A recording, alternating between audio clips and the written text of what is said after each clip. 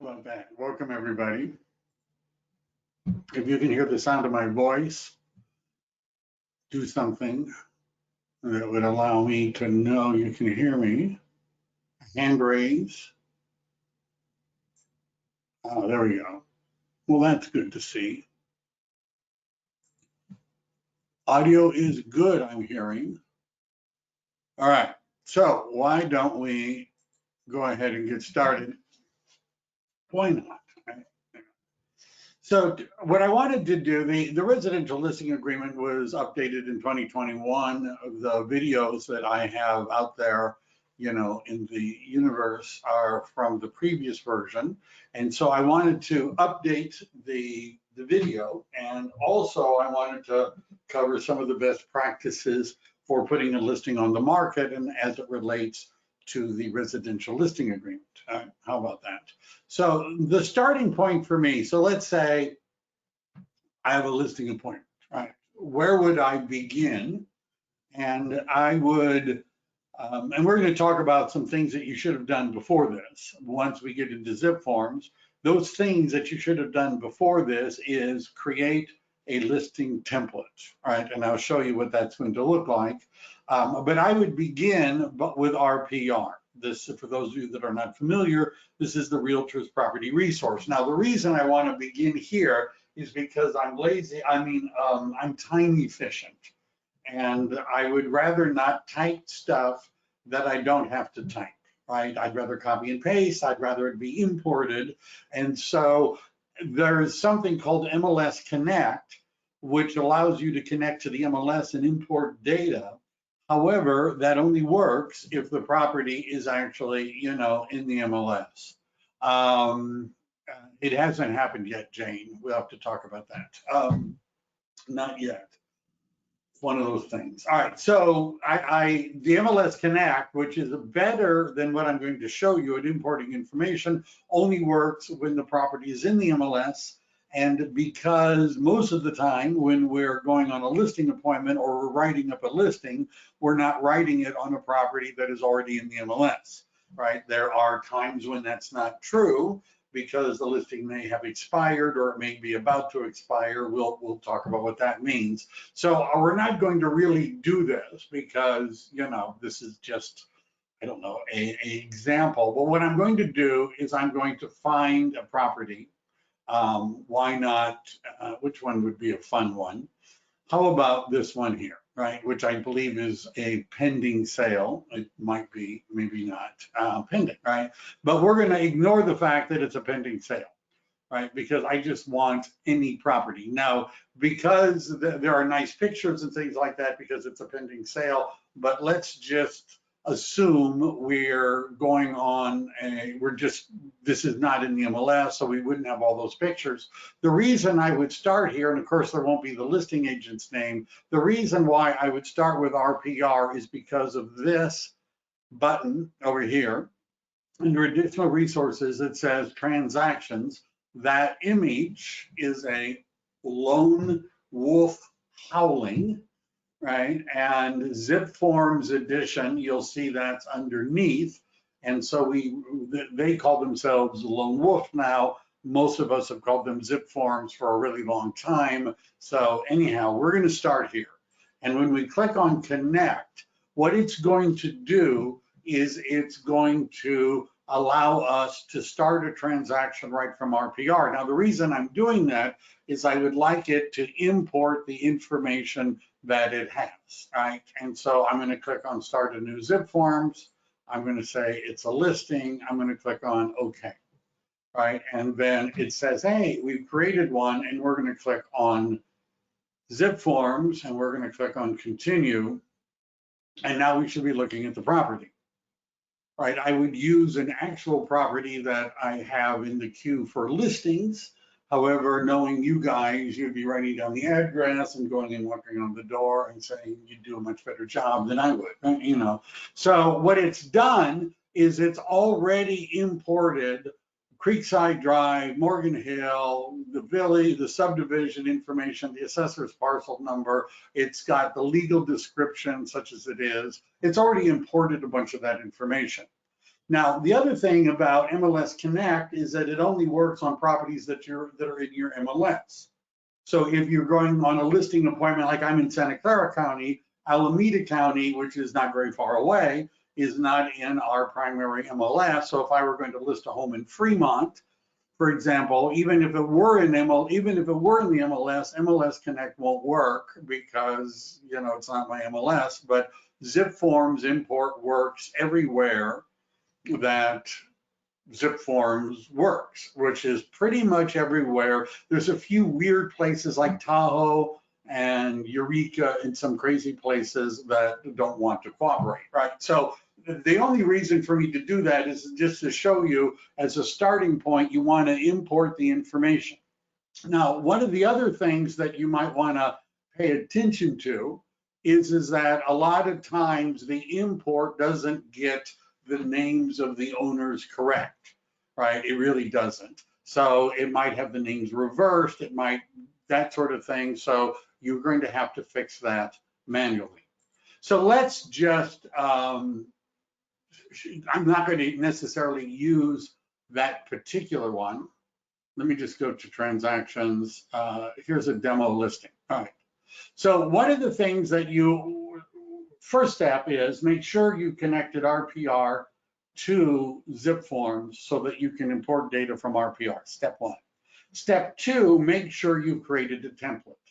So by doing that, you would go to templates, and you could see I've already created a bunch of these because I've done this class before.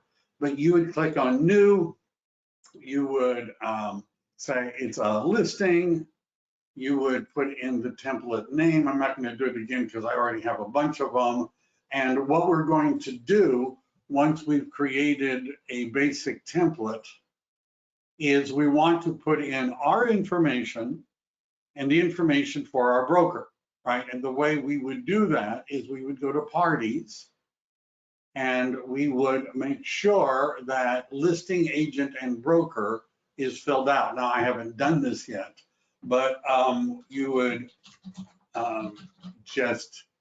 and you don't, agent ID isn't important. It doesn't populate anywhere, right? Just because they have it in the form doesn't mean it's useful, right? And then when you come down to brokerage, you would, I have a lot of choices, don't I? How about,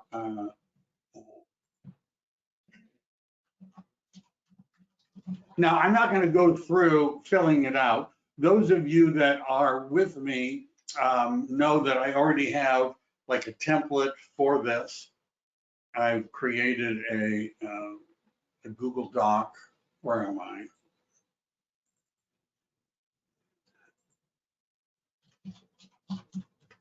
Right, and so I've created a document that says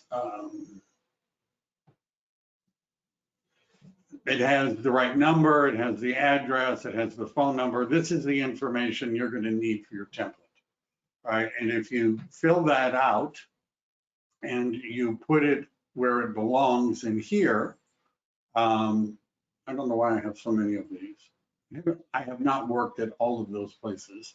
Here, how about this one, right? So you would go ahead and fill it out. You just need the DRE number. You don't need the name of your broker. For example, at eXp Realty, the broker's name is Deborah Penny. She's the responsible broker. You don't have to put that in.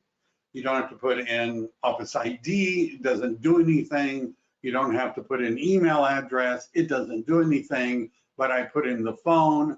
I put in the street address, the city, state, and zip, right? I go ahead and I put all that in. I make sure it has my information, right? And it's not perfect, but who is, right? So it's got my information, my phone number, my email address. It's important that you have your name, your DRE number, your email, your phone number.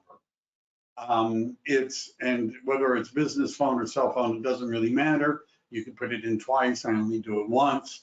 For the listing office, the name of the company you work for, the license number of the company, the address.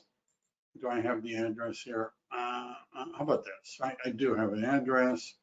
and it's in San Ramon. You get the idea, right? And so you go ahead and you make sure you have your template. And I don't know the zip code without looking it up, but we're going to just save it even because it's just a demo, right? So once we have that template ready and we've imported the information from RPR, now we're ready to do something, right? And what we would do is we would start, now we created, I'm going to start with a new transaction just for fun. No, why not? I'll do this one, right? Even though this is a pending sale, why not? So what I've done, remember in this transaction, I've already imported the information from RPR. Now what I would do, see where it says apply template. Now I'm going to actually apply my real listing template, which is an EXP listing template. And I'm going to click on apply. And what it's now done is it's imported all of my information and the office information into the system, into the transaction. What I've noticed is that most of the time when I help people write offers or fill out listing agreements, by far, the most time is taken them manually typing in the address of the property, the APN number of the property, the name of the seller, their name, just typing all this stuff in. And you don't have to live like that anymore. By the way, when it comes to parties, the other thing you're going to need is to get the seller's information. Now, because this was in the MLS, it's already imported that. I'm going to go back and just create, where's one of my demo listing? I'll just create this one, right? And parties, we don't have, this would be,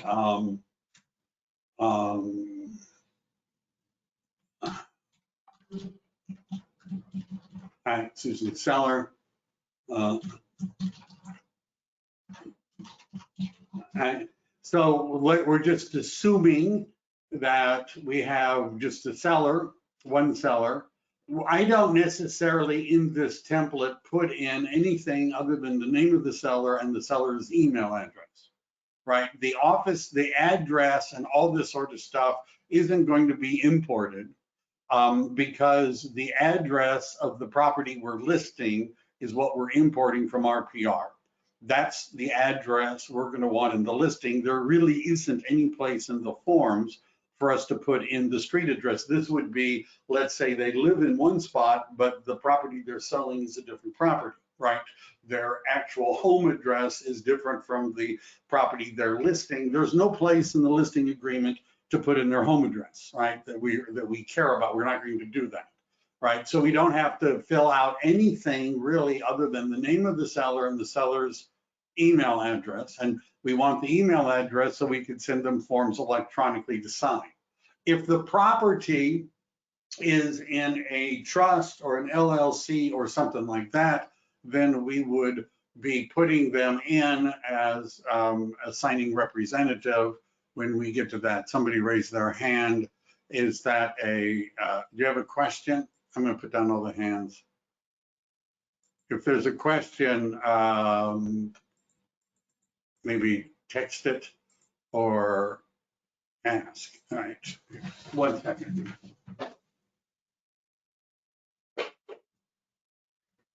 Just, all right, if you have a question, just let me know. I can unmute you and you can shout it out. All right, so if the person is in our address book, let's say our seller, because we've been communicating with them, right? Let's say they're there, we could go through and we could find them and import their information directly. If they're a Zipform, they might be in Google Contacts, they might be in Microsoft or Yahoo, all of that sort of stuff. Tracy, your hand is up. Did you want to talk? Do you have a question? I've unmuted you. Oh, can you hear me now? Yeah, you have to. Yes, I had a question. But you answered it. So I have the listing coming up, and it's she has to sign on behalf of the state of her mother. So my question is, I would sign the bottom section because she's signing on behalf, correct? Right. Well, it would be if the legal entity is who's selling the property, then, and it doesn't work really well because it's got first name and last name. So usually what we do is, let's say it's the Michael Devlin Family Trust, right? Or the Michael Devlin Trust as an example, or the estate of Michael Devlin. What we would do, where it says first name, we might type in estate of, and the last name we would type in, we have to sort of fit it in, right? And then there's also a way for us to clean it up once we get to the form. Okay. All right. Because the attorney told me to word it a certain way. Then put it in the way the attorney told you to word it. Okay. Right. Okay. Probates, particularly ones where there's administrators, are regulated differently than other kinds. Like a trust is very simple because usually the trustee has a lot more authority to do stuff. But if the attorney says do it a certain way, you do it that way. Okay. Thank you. All right. Cool. All right. So we've done all that. Pretty soon we'll actually talk about the form. All right. So if they're in your database, you want to import them. We want to get their information in. Let's look at documents. So the document is the residential listing agreement. That's what we were going to talk about. So I look at these kind of forms all the time. I would like to, not all the time, but maybe I should put it, I have a lot more free time to look at people's contracts, right? A lot more. And so I would be, can you please share how to create a template and how to apply it? If you look at my YouTube channel, which is Upthink Real Estate, if I have time, I'll go back to the templates. But I recently did a class a week or two ago called How to Set Up Zipforms in order to save yourself time when you're doing it. So I made a video on how to do that. And and one of the things that you just need to know is Zipforms is a very widely used program. So if I were to go to Google and type in Zipforms templates, and you're going to start seeing there's like lots of videos, right? I did one recently. At the end, once I get through the listing agreement, I'll go back and go through the templates again, right? Because that's sort of kind of a little bit different, right? But the simple answer is you go to templates, you click on new, you fill it out with your information, the office information. You could add the residential listing agreement as a document, you save it, and then you go back to your transactions, right? That's the quick one. Documents, residential listing agreement. All right. So we're looking at this form. What I do when I scroll down is, now let me just go back here to parties. Didn't I save it? Seller one. All right.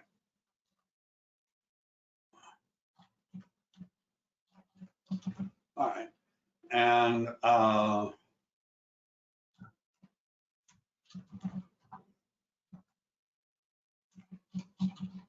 should have saved it. I lost my train of thought there. All right. My train of thought makes all the stops. All right, now let's go back. It'll look better. And we go to the residential listing agreement. And the first thing I do is I scroll down and you see there's the name of the seller. And we want to make sure we check the box, right, that says seller. This is for agency disclosure. Now, a lot of times people don't ask you to explain the documents. In the old days, when we took pieces of paper to people's homes and asked them to sign them, it seemed more like it would be normal for us to say what this says. Right now, what I would say as to what this says, because if I were doing this on a Zoom where I'm screen sharing, going through with somebody on how to sign it, or if I were, God forbid, bringing, paper to people and asking them to sign it, what I would say about agency disclosure is this, right? This is a required disclosure for the state of California. This is not part of the contract. It's just a required disclosure. And what it says is that there's three kinds of agency relationships. First of all, there is the seller's agent. That's us. That's me. My job is to get you the best price and the best terms possible.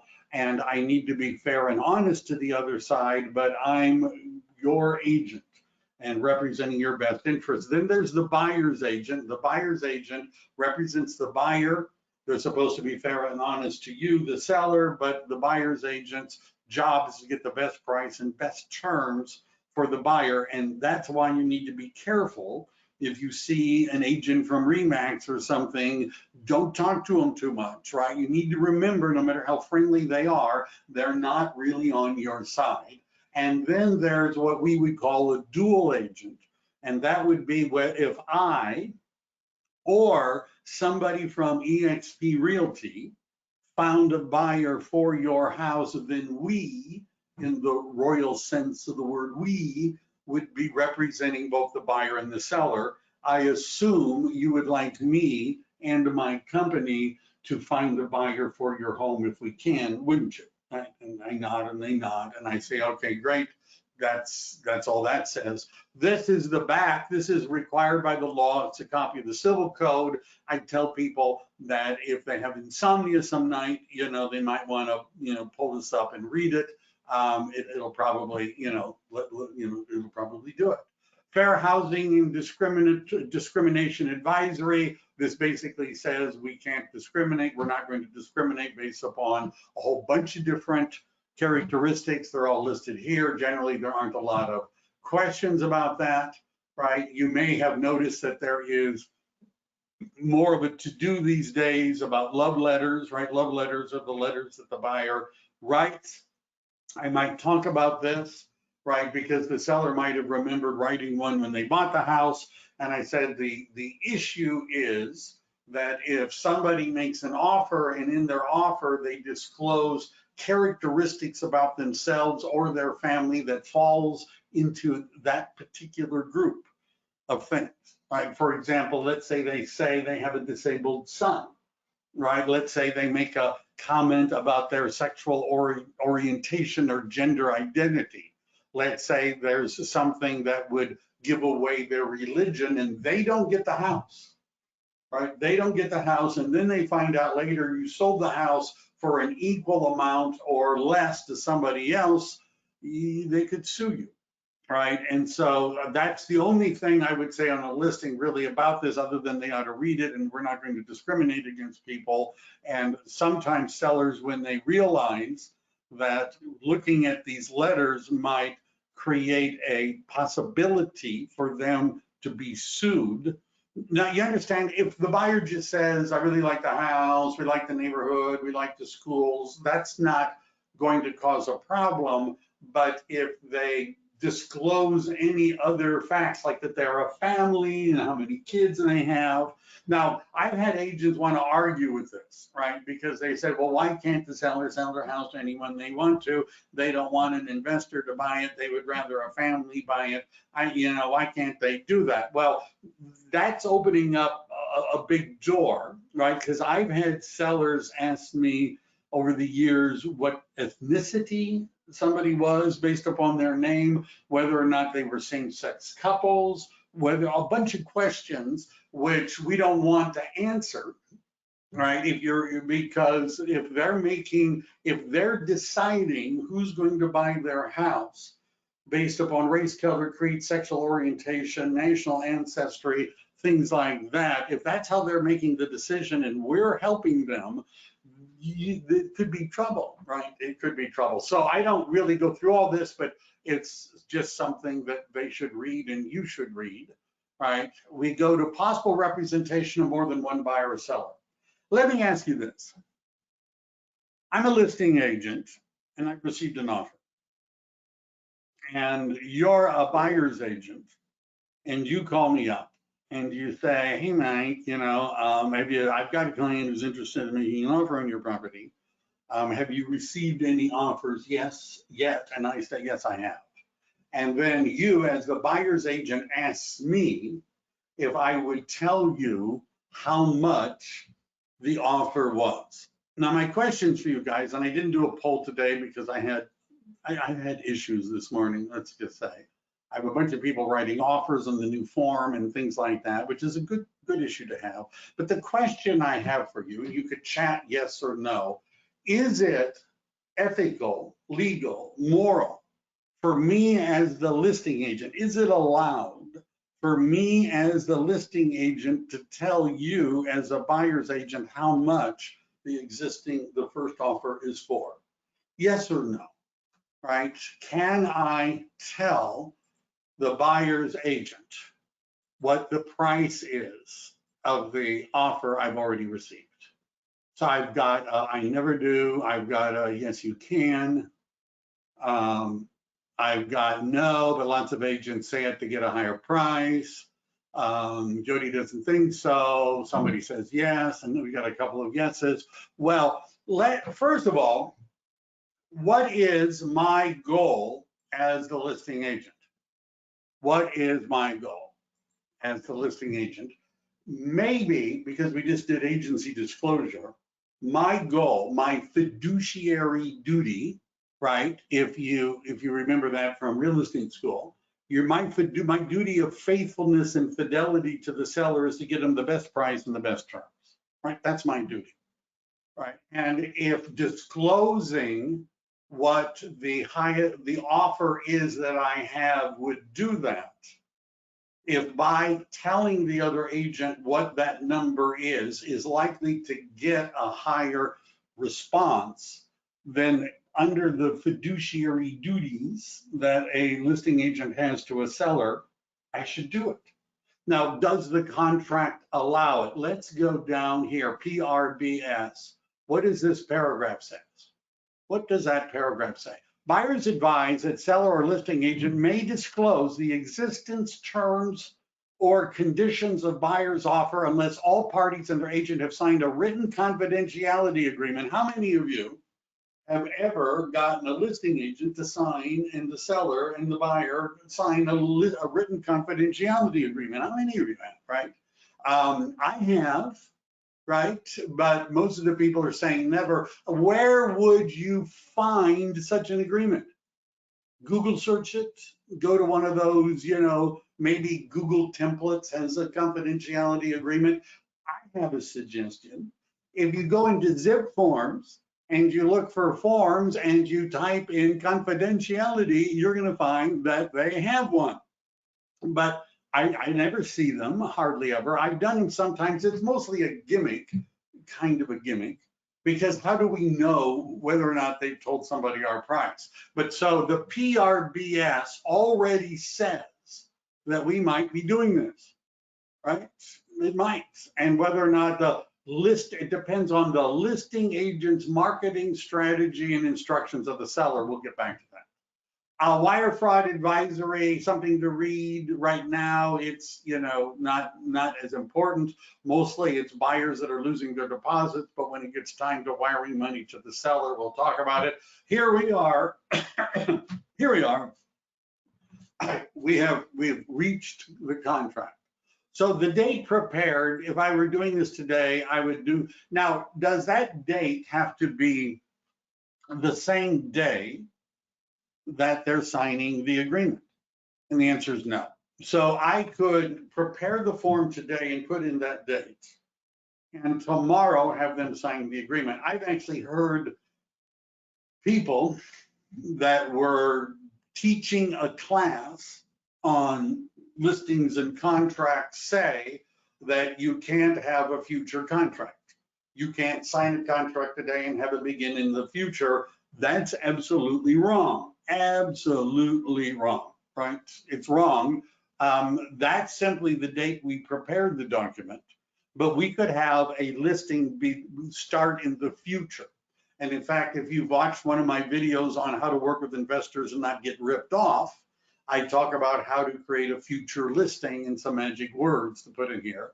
So here's our, I probably need eXp Realty of California Incorporated. I probably need to update my template. Just thought I would show you that sometimes you need to look at your template. Beginning on the date. It doesn't have to be today. It could be tomorrow. It could be the next day, whenever I think they're going to sign it. Sometimes they don't want to sign it right away because they have a listing agreement that's about to expire. I'm just saying, we'll talk about that, but let's say that's when I'm going to start. And then we have to have a ending date. This is an exclusive listing. Now, the word exclusive, as it relates to contracts, the law, and the multiple listing service, means an irrevocable listing. I know that's not what agents say, right? Agents will say, well, an exclusive listing is not in the MLS, or an exclusive listing is something that is in a neighborhood that you can't get into.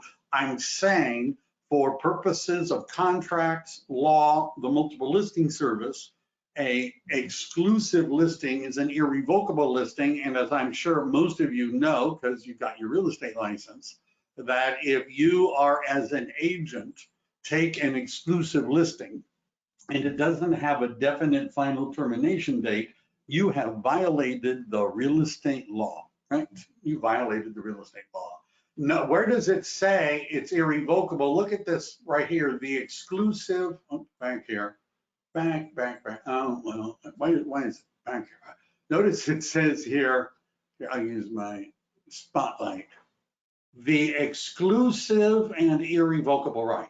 You see that words? Irrevocable, right? And because of those words, you have to have, you can't type in TBD, to be determined, right? You understand, the Department of Real Estate sees this form, you're in trouble, right? You're in trouble because it has to be, the Business and Professions Code says a definite and final termination date. That's what it says. So let's say our property is at 123 4th Street. How about that? 4th Street, Morgan, Hillbilly, California. Right? That's just right. That's where it is. So that's where the address would go, situated in Santa Clara County, right? And again, if I had done the import, which I showed you how, but I'm not doing, it would already have done all that. 95037. And let's see, is this another question? Tracy, go ahead. Oh, I'm sorry, I don't have a question. Oh, okay. All right. You get 3 of those before It's green. It's green. Does that mean my hand's up or down? Well, your hand was up. I put it down. And, okay. Thank you. Mute yourself, or just, Okay, I'll mute myself. The assessor's parcel number would have been imported. This, you understand why I do the import, right? From the RPR, because all of that stuff right here, we wouldn't have had to type in. Is it a mobile home? Manufactured home. They're the same thing really for purpose of this. If so, we would click this box and then it's going to launch an addendum. Right? And I'm probably, just because I don't have any social life, I'm going to do a mobile home, manufactured home listing purchase thing, right? Because I have agents that are doing it. If it's part of a probate, conservatorship, guardianship, or receivership, see probate listing addendum. And if we click this box, it's going to load the probate listing addendum, right? Which is a different class. In fact, I have a guy I went to college with who's also an EXP in Southern California, who's one of the probate specialists. And he wasn't thrilled, but I'm going to have him do a class on probate because he does a lot of probate transactions, but not today. I've done a lot of probate transactions. So listing price shall be, this is a cheap house in my neck of the woods. It'd say it's $1 million. Why isn't this just letting me do it? I don't know. I'm missing the 0. That's pretty optimistic. Now, that number is not in a sense, a meaningful number. I mean, it's something we are putting in the listing agreement. Now, does that mean that we couldn't sell it for more or we couldn't sell it for less? We could still, does it mean that that has to be the number that goes into the MLS? Or could the seller authorize us to list it at a different number? The answer is yes, the seller could authorize us to list it at a different number. Now, if you've watched my how to, get a seller to list the property, how am I doing? I got to speed this up. If you've watched that, I talk about we want to start lower so that people can bid up. Let me ask you this though: if some buyer makes a non-contingent $1 million offer represented by an agent, is the seller obligated to take the offer? And has the buyer's agent earned a commission? And the answer is no. Now, those of you that went through the real estate school recently might have learned that if there was a full price offer based on the exact terms of the listing, the agent has earned a commission. That's okay for the preparing for the state exam. The reality is MLS rules say that just because you made a full price offer does not mean you've earned a commission. It has to be accepted. Compensation to the broker. Certain civil code says certain magic words have to be there in order for there to be a legally enforceable obligation to pay a real estate agent a commission. These are those magic words. All right. If you don't have those words, you're not going to be able to sue. We're going to usually click this box and type in, let's say, 5% of the listing price, or if a purchase agreement is entered, to the purchase price. Could it be a flat fee that we're getting? Yes, we would check that box and type in the flat fee. Now, this is one of my favorite paragraphs. It just is. Paragraph 3A1. If, let me get my little, the bouncing thing here. And maybe I could just make it a teensy bit bigger. Is that going to work? Let's see. No.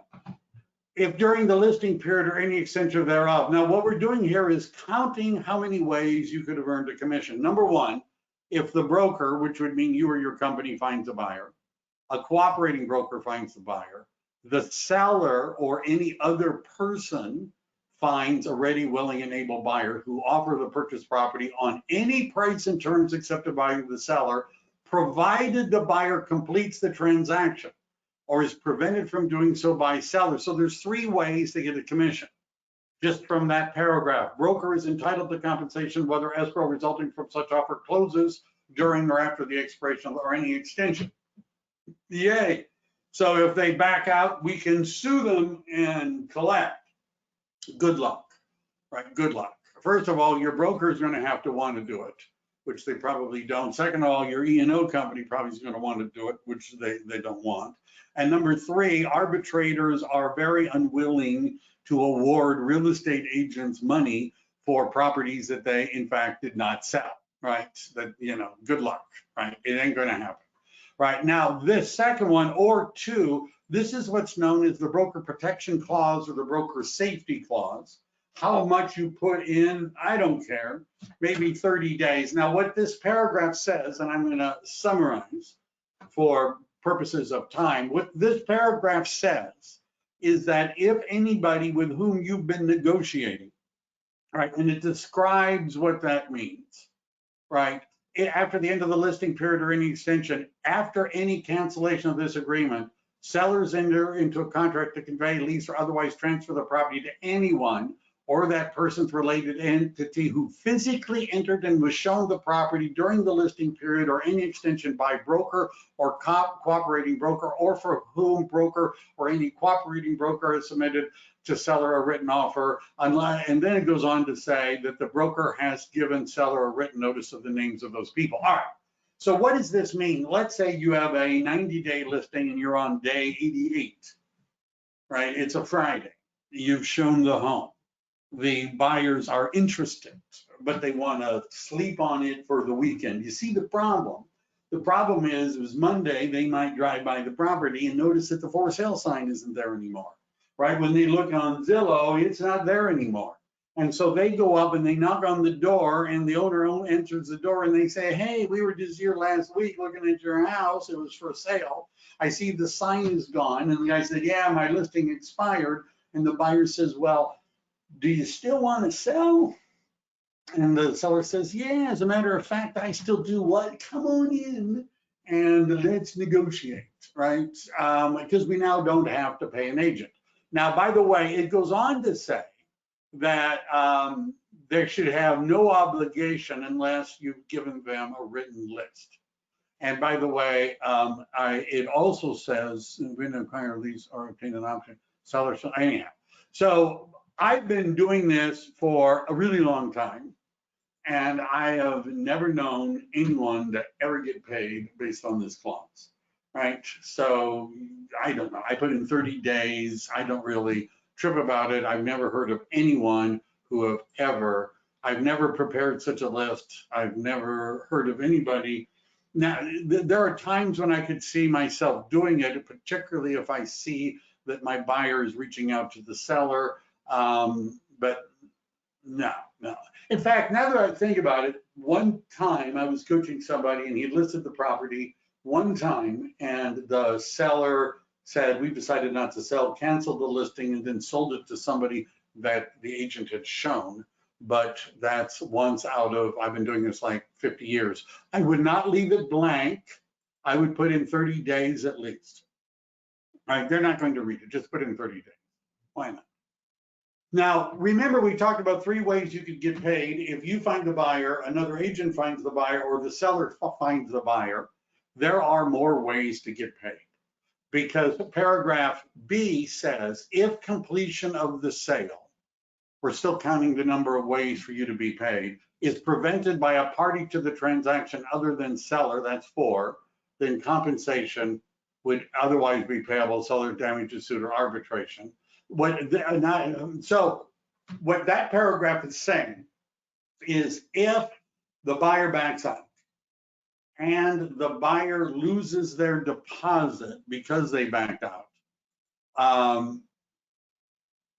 a marketing clause to use at least to get your expenses back. I'm not going to get into that right now, Monica, because I'm going to run out of time. But the question is there a way for me to see that if they cancel, they're going to have to pay my expenses? Let me finish this because there's something you could kind of do. At least you could threaten them. So what this paragraph is saying, let me summarize, is that if the buyer backs out, the buyer doesn't have any contingencies, and the buyer loses their deposit, this might be a surprise to you, that the broker is supposed to get 1/2 of the damages. Did you know that? Did you know that? 1/2, right? So what that paragraph says, if the buyer backs out and the buyer loses their deposit, the broker's entitled to 1/2 of the deposit. I don't know if you knew that, but that's what it says. I usually don't put in anything agrees to pay broker. We used to have brokers, buyers paying, sellers paying transaction coordination fees or things like that. I don't do that.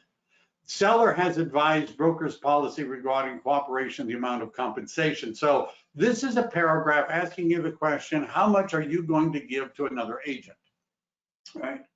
Now, if you leave it blank and you're at a good company, they're going to look at it and say, you're not supposed to leave it blank. You're supposed to tell how much of the 5% you're giving to somebody else. There will be a replay, yes. So let's say we're going to, so 5%, right, is what we're doing on this one. So we could, a typical one would be 2.5. Right now, it could be a dollar amount. If this is a cheap listing and it's not a high amount, it could be a dollar amount. Sometimes new home subdivisions I've showed have a specific dollar amount, but we would put in that. Now, seller, buyer compensation. Now, what are the other things here? Let me see. 4 ways of earning a commission. You sell it, agent sells it, seller sells it, buyer cancels and loses their deposit, you get 1/2. But I don't, sorry to jump around. Look at paragraph 3. If without broker's prior written consent, the property is withdrawn from sale, conveyed, leased, rented, or otherwise transferred or made unmarketable by a voluntary act of seller during the listing period or any extension thereof. What that language essentially means is that this is an irrevocable listing, and that if they've signed a listing for 90 days, they do not have the right to cancel the listing just because they've decided to cancel the listing. That's what that says. On the top is the 5% on the top is the total that we're asking the seller to pay. And then down in this paragraph, we're telling the seller how much we're going to give to another agent, right? How much are we going to give? It doesn't have to be half. There isn't any particular minimum. Some of you may work at offices that do have minimums, right? So the wording of the contract says it's irrevocable. The seller does not have the right to just cancel the listing just because they've decided they want to cancel the listing. They don't have a right to do that. Now, again, to sue them in order to do that requires that your broker's on board and errors and omissions insurance is on board, and that's hard to do. But sometimes, you know, you can threaten them.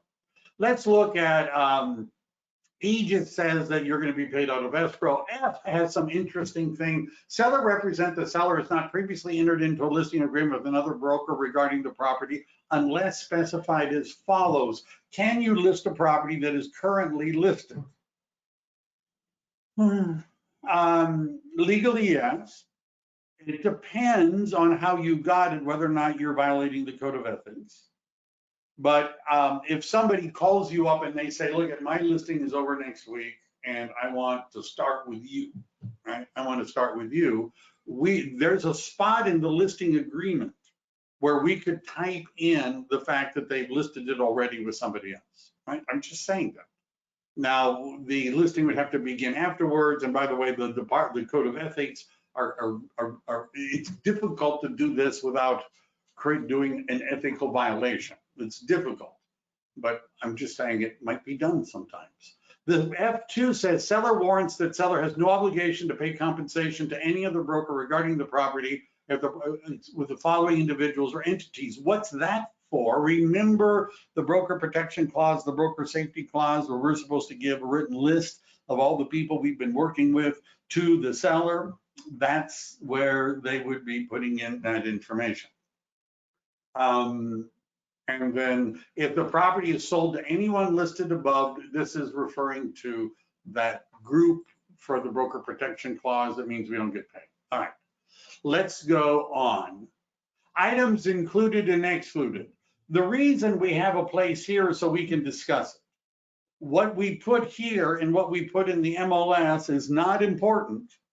What's important is what does the purchase agreement say is included or excluded. But this would be something where we could say, well, what about the patio furniture? What about the cabana furniture, that sort of thing. You want to discuss with them whether or not they have any leased or liened items. I've sold property with leased propane tanks up in the hills. Do they have, if there are solar panels on the roof when you're looking at the property, you should ask them about that. A liened item would be that there's a loan on the property. And a lot of times solar panel leases are recorded as what's called it's a fixture on the preliminary title report. They actually record the thing, right? But you want to ask them about that because you're going to need to get copies of those documents. Because in the purchase agreement, the standard language is that you have to give a copy to the buyer and the buyer has to be able to assume the lease, or you have to be able to remove the lien. So what is the MLS and what information is provided to the MLS? I'm not going to go through all that. Let's say my MLS is MLS listings. If the property were located in Alameda County, I'm supposed to check that box because MLS listings is not the primary MLS for Alameda County. Does this mean anything? The answer is no, not really. Why? Because we're in an affiliated, it's called alliance. When would this mean something? Let's say the property was in Tahoe, right? Tahoe does not cooperate with other MLSs. And so if I put it in my MLS, it's not going to show up in the Tahoe MLS. And people that are in Tahoe that are looking to find homes for their buyers agents won't see my listing. But if you're in most of the major MLSs are in alliance, I've never had clients really ask about that. They don't really care. But part of my listing presentation is, hey, I'm part of this MLS Alliance, and it's everywhere. The box essentially says you ought to put it in the MLS. And if you don't put it in the MLS, then you won't have as many potential buyers looking at it. You may not get as much money. And they being the Association of Realtors is very keen that we don't have what are called pocket listings. In fact, they are so keen that there's a clear cooperation policy, which is being challenged in court, by the way, which basically says that you have 1 day from listing this to putting it into the MLS. Now, that doesn't mean it has to be active. And you don't necessarily want to put it in as a coming soon unless it's really coming soon. But you could put it in as what's called an exclusion. That's a different class, maybe, right? You could put it in as an exclusion. That way, you've at least complied with the clear cooperation rules. If you put it in as a coming soon, it'll be syndicated to other agents, and other agents include Zillow and Redfin and Realtor.com. And the clock is going to start ticking on your listing. So if it's a coming soon for 2 weeks, the day you really are active to show it, it's already going to show you've been on the market 14 days. And people are going to be saying, wow, they haven't sold this one yet, right? I thought most homes in my market sold in 10 days. So clear cooperation means you have 1 day to put it in the MLS. If you're not going to be launching it, and think about it. Do you really want the clock to start ticking on the days on market? Right? If so, if you don't care about that, put it in as a coming soon. If you care about that and you don't want the days on market to start counting until it actually is an active listing, put it in as an exclusion, not as a coming soon. I just put it in as an active coming soon and active, and it didn't show the clock ticking. Why don't you go to Zillow and look and see what Zillow says on it? Right? Look at what Zillow says. Because Zillow, believe me, this is a real thing. Zillow has the coming soon. And now the way Zillow will say it is that it'll say so many days on Zillow, so many days on Redfin, so many days on Realtor.com. That's what it's going to say. Now, that's technically, they would argue, not saying that it's been on the market that long. But what would a buyer think, right? What would a buyer think? Coming soon, do not show category is not showing on other website and days on market is 0. I don't know. I've seen listings where it was coming soon and it did show up. Right? And I don't know if I have time to do this. I'm telling you, some of you may have had this experience, because I've had the experience and some with others. Also, Bay East told me this, it should be 0 days and it worked. Maybe they fixed it. This may be a fix, so I retract what I was saying. They may have fixed it, because I know that as a few months ago, this was a real thing. Now I have to find, where is my thing? I don't know, where is it? Which one is it? That's not it. That's not it. That's not it. That's not it. That's not it. Oh, here we go. All right. So forget what I just said.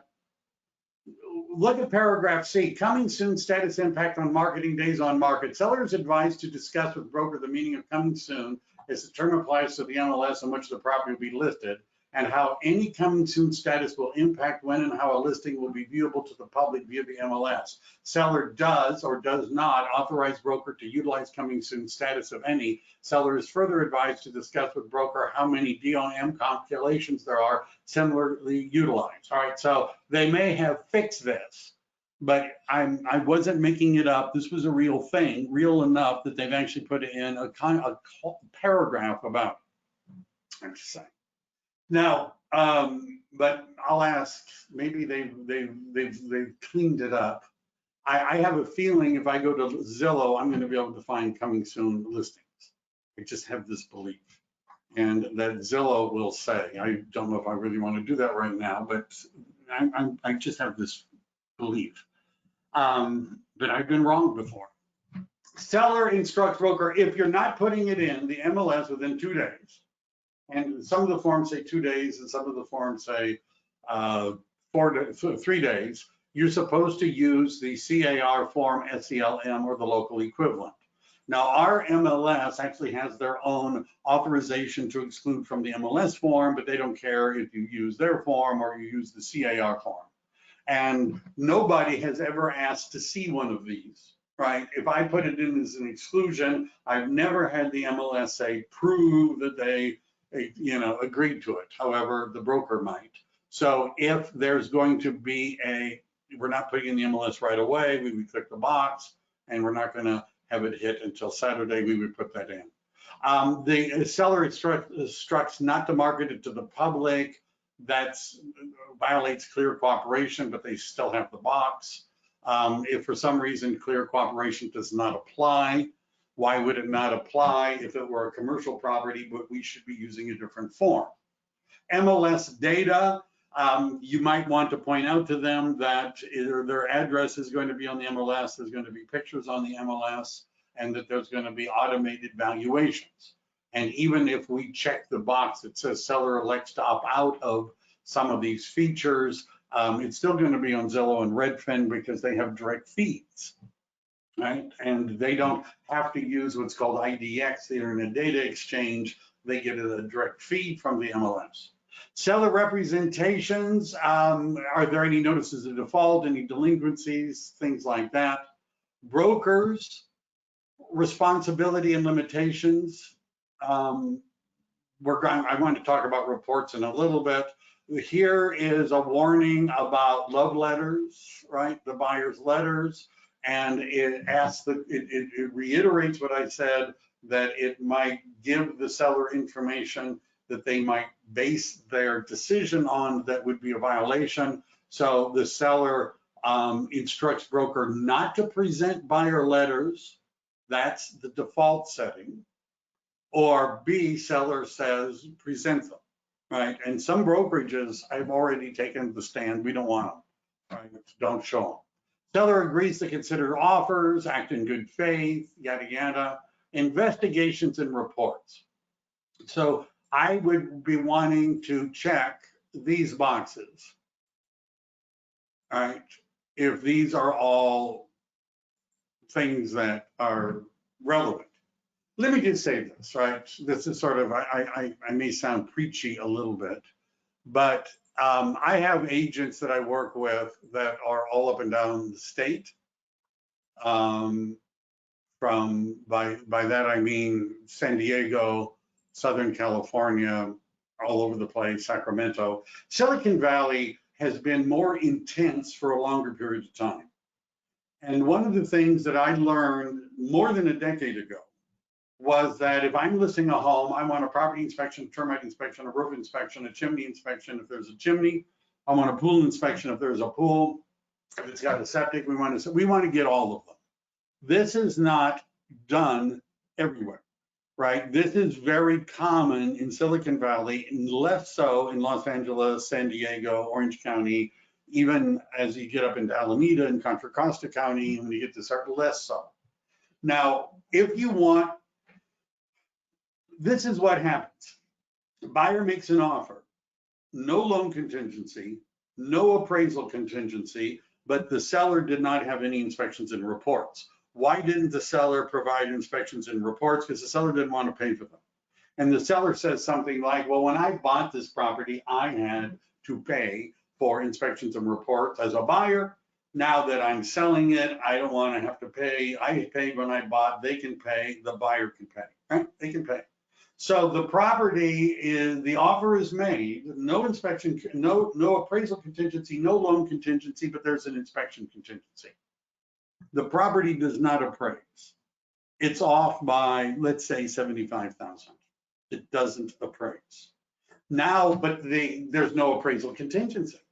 But now the buyer is saying, gee, looking at the HOA documents, we can't have our 4 Siberian Husky dogs because there's a limit of 2 and they have to be small. And we looked at the school rankings and they're not really as high as we wanted. And ooh, we looked at the crimereports.com. Somebody's bicycle was stolen recently just around the corner, and we really have expensive bikes. So we're not interested in buying the house unless you reduce the price by, oh, I don't know, $50,000. Now, you could argue that they're not acting in good faith, that they really don't care about all those other things, right? Basically, what they're using is the inspection contingency as an appraisal contingency or as a loan contingency. And by the way, I'll admit, as a buyer's agent and somebody coaching buyers, I will, if sometimes when I'm looking at somebody saying we're writing an offer on a property and I look at it and there's no termite report, and there is no property inspection, and there's no prelim, I'm thinking goody, because we have an out, right? Because if the seller doesn't have all those things, then the seller can't really expect to get a non-contingent offer as it relates to inspections, because they don't have any of the inspections, which means, so when does the seller have the most power in negotiating? How about when offers are being made and the seller has 5 of them? Right, you understand? At that point, they could get the buyers to stand on their head and do a TikTok video as a condition of getting the property. They can do just about whatever they want. But once they're in escrow and all those other buyers have gone away for a while, maybe gone away permanently, and they're planning on moving to their next house, and now they're having to renegotiate the price. And what are their options? So that they don't have to agree to lower their price. They don't have to do that. They could just cancel the contract and start all over again. Now, how many days on market is going to show? All of the time it was in escrow. It's going to show up as a transaction that fell through. It's going to have a high days on market. You're back to doing open houses. Hey, the good news is you've got free copies of the inspections that the buyer did that you could now show to somebody else. But what I explain to sellers is we have a limited opportunity to sell your house for the highest amount of money, right? And that usually occurs within the first couple of weeks. And in order to make sure that it's sold and that it stays sold, we need to have all of the inspections and the reports that the buyer could want. And by the way, if you really want to make sure that it stays sold and that there is no inspection contingency, if the property inspector says you ought to have a plumber look at this, if the property inspector says you ought to have a foundation contractor look at this, have those people come and look at it and get those reports. I had a new home, I'm listing appointment, new home subdivision, relatively 5 years old. Right, the sellers had bought the house brand new 5 years ago. It had a chimney. They had never lit a fire in the chimney. They weren't chimney people, right? They had like a plastic plant in the chimney. I suggested that we get a chimney inspection. They're like, it's a brand new house, practically. It's only 5 years old, and we've never even lit a fire. And I said, if I'm the buyer, and you don't have a chimney inspection, I'm going to get a chimney inspection. And I'm going to want one. I just do, because I've had a lot of bad experiences with chimneys. They agreed. They said, well, you're the expert. All right, we'll get a chimney inspection. The chimney inspector found that there was a structural defect in the chimney that was created by the builder when they built it. Now, despite the fact that builders say they have a 1-year warranty, California Civil Code says structural defects is a 7-year warranty. There's a homeowner association. We were able to submit it to the homeowner association, who said, you're right, we'll have it fixed. Now, you understand, if you don't have all these things, then you're less likely to get a non-contingent offer. And that means that you're going to give the buyer the power to renegotiate the deal in the middle of escrow. And sometimes you can say, well, my seller doesn't want to pay a few $1,000s for all these things, right? They want the buyer to do it. You can bill escrow for most of these things. And in the example I was using, it cost that seller 50 grand.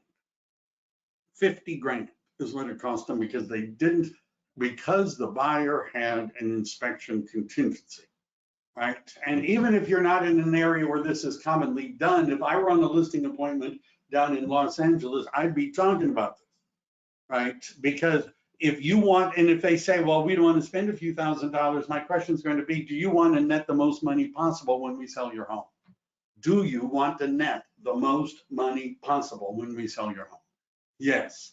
Do you want, once we take it off the market and are in escrow, do you want to have to start over again and do it a second time? Do you want to go through this? It's like going for a root canal twice. Do you want to do there and say, no, trust me, we need to get all of the inspections and the reports. You get everything you're going to need. And if you really want to make sure, if there's section 1 work and you can have it done, get it done. If there's stuff in the property inspection that needs to be fixed, get it fixed. Because if it's a question mark as to how much that's going to cost and what's going to be involved, then the buyer is more likely to have a contingency. What if the seller is firm on getting all offers, all cash, and no contingencies? They can do that, sure. But you understand, if you don't have inspections, very few people, even in my market, will make an offer without an inspection contingency if there aren't inspections. The other thing is, who would? They're going to offer less. Right? You understand, somebody that doesn't know whether or not there's termite damage, doesn't know if there's foundation issues, doesn't know, and they're making an offer, they're more likely to lower the price because of that unknown. Who is capable of eyeballing the property and knowing that? And the answer is professionals, investors who do this a lot, contractors who do it a lot. Right, they're capable of doing their own inspections. But your normal retail buyer, and if you watch my classes on the listing, what I always talk about listings, it's like a gauge from wholesale to retail. I sold a house in Mountain View where the buyer never went inside because it was a complete tear down. That's complete wholesale. A complete retail buyer is that power couple who makes a lot of money, who wants to buy a house. They're willing to pay maximum price for it, but they don't want to have to fix anything. They don't want to have to do anything. They would like to just be able to move their stuff in, right? They'll pay the most. Now you can move away from, and by the way, those people want to see inspections and reports. You can move away from those people, and every tick you move away from those people, the price goes down. The seller will get less money if they're demanding. How do you do this? I'm demanding that you buy my house without an inspection contingencies, and I'm not even going to give you a report. By the way, if the buyer does do inspections and they find things wrong and they try to get out, and you're saying, well, you didn't have any contingencies, I'm going to take you to court, that seller is often loses in court because the arbitrator is saying this wasn't a fair contract. You never provided the inspections. You didn't give them a chance to get inspections before they made the offer. Look at all these problems with the property. It's not easy to keep a buyer's deposit. I'm just saying, right? So somebody wants to sell it without contingencies. They need to get the inspections, or it needs to be a tear down, right? The one I sold in Mountain View, I didn't get a termite report. Because the foundation was shot and whoever was going to buy it was going to bulldoze the side. I was going to put in the MLS. Have you ever seen where it says, bring your hammer? I wanted to put in, bring your bulldozer for this one. So at that level, which is wholesale, we don't do this. But at full retail, the people that pay the most money, they want to see all this stuff. And you'll get a higher price. The seller will net more money if they get the inspections and reports up front. Let me say that again. Sellers will net more money if they do this up front. Just saying. All right, agency disclosure, we talked about that. Security, photographs, it's going to be on the internet. A lockbox, right? You should have one. It's good to have a combo box as well, right? In case somebody needs to do something, right? But if there's a tenant, get the tenant out if all possible before you put it on the market. Get the tenant out if all possible, even if it involves the seller having to give cash to the tenant to get them to leave, get them out. every time I do a lot, my team has done over 70 transactions this year, and a bunch of them involve tenants. And every single one, and this has been true for years, every single time the seller and the listing agent say, well, no, the tenant, I talked to the tenant and they're cool and they're going to cooperate and it's not going to be a problem, right? The last one, within 2 weeks, a lawyer had written a letter to the seller on behalf of the tenants.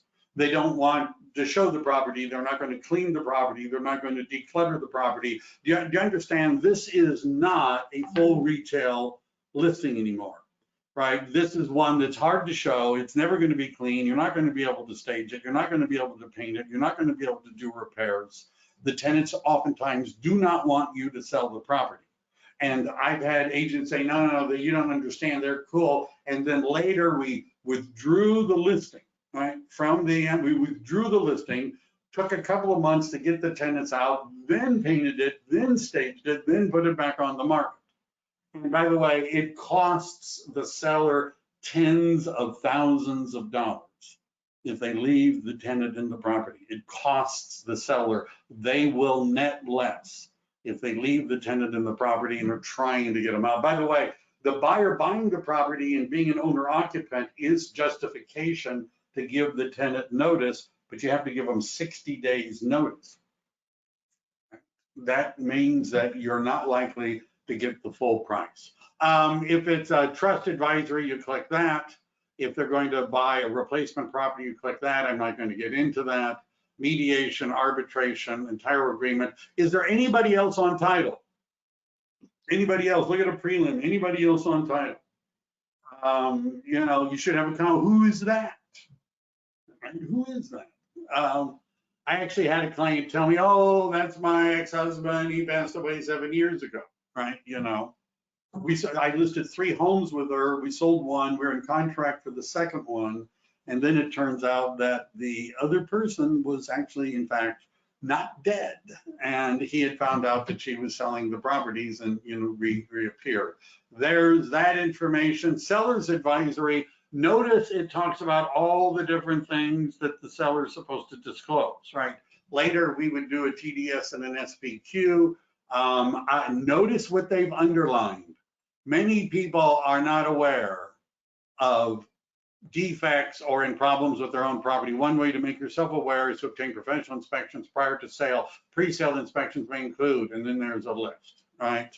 Among others. By doing this, you then have an opportunity to make repairs before your property is sold, which may enhance its marketability. Keep in mind, and it goes on, right? Anything you discover is going to have to be disclosed. You see, the contract agrees with me with that. That's pretty much it. The California privacy notice is just attached. Well, for some reason, I thought this would go, I didn't think I would go this long. But that's the way it works. Any other comments about this from anyone? Any questions? I'm going to look into whether or not it looks like the MLSs, some of them are doing something different with the days on market. That's great. But notice the clause in the contract, I would research that for your MLS to make sure that if you put it in as coming soon, it does not show up as coming soon. And in fact, if I were going to, while we're doing this, if I were going to look for a house in Morgan Hill for sale, and if, I don't know if I can even find one. Is there a way for me to search for coming soon? Must have an open house, maximum HOA. I'm going to look for days on Zillow, any Zillow owned, we don't want to do that. So I'm going to have to find one that's listed as coming soon. Anyhow, I don't want to keep going. I'm off on a rabbit hole now about coming soon. And I'm going to find a coming soon, and I'm going to look and see if Zillow has it. And somehow I think that if I find a property that is listed as coming soon, that I can find the property on Zillow. I think that's true. And if that is true, then Zillow is going to be counting the days on market. Right now, IDX may not count the days on market, but Zillow gets a direct feed from the MLS. And I'll bet. In fact, if you guys are, I'm going to I'm going to do this just for fun. I just want to do this, right? So I just want to do this. I just want to do this. I may be wrong. Wouldn't be the first time. I thought I was wrong once before, but that was a mistake. Well, oh, that's all right. So let me go here. I'm going to do active, and I'm going to do Morgan Hill, and I'm going to look at results. Here's one coming soon on Via Torrentino. Okay, it's a coming soon. That's what the M stands for. And I'm going to see, there it is. It's on Zillow. And what does Zillow say? It doesn't actually seem to show it as an active listing. This is something different for me. I don't know. It doesn't seem, I may be wrong. It's sold, not listed. So they're not doing it anymore. Well, that's nice to know. I'm happy to see that because I'll get less complaints. Yeah. All right. Cool. That's enough. It was syndicated at one time, right? It was syndicated at one time. It wasn't that long ago. That's enough. I'm going to probably spend the afternoon looking at coming soons and see if I can find them on Redfin, but I don't have a life. So thank you, everyone. Have a great holiday. We're going to be taking, after this week, tomorrow we're having a session on appraisal. Next week, we're going to be not doing anything for a couple of weeks. And then in January, we're going to start up with some other exciting topics about how to build your business. See you later, everybody.